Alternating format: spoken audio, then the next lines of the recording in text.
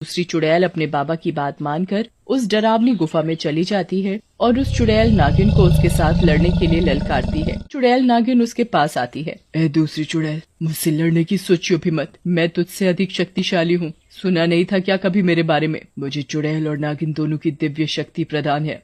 जा, चली जा यहाँ से, तू मेरे आगे कुछ नहीं है। नहीं, मैं यहाँ से कहीं नहीं जाऊंगी।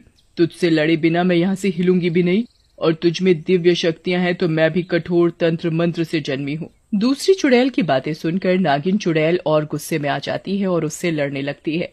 दोनों चुड़ैलें एक दूसरे को बहुत मारती हैं। आखिर में चुड़ैल नागिन और भी ज्यादा गुस्से में आ जाती है और अपनी दिव्य शक्ति से उस दूसरी चुड़ैल को भस्म कर देती है। जब राजकुमार को पता चली तो वो और घबरा जाता है। बाबा, ये क्या हो गया? आपने इतनी शक्तिशाली चुड़ैल भेजी और वो भी भस्म हो गई। चिंतित ना हो, अब तो सिर्फ एक ही उपाय बचा है। कैसा उपाय बाबा?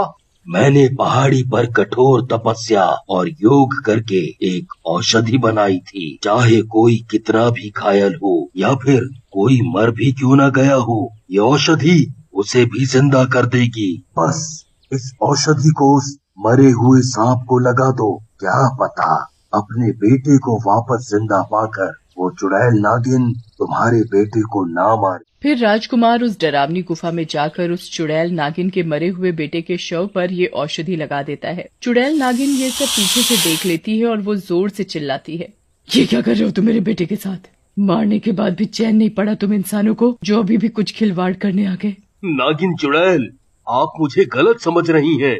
मैं आपके बेटे और हानि पहुंचाने नहीं आया हूँ।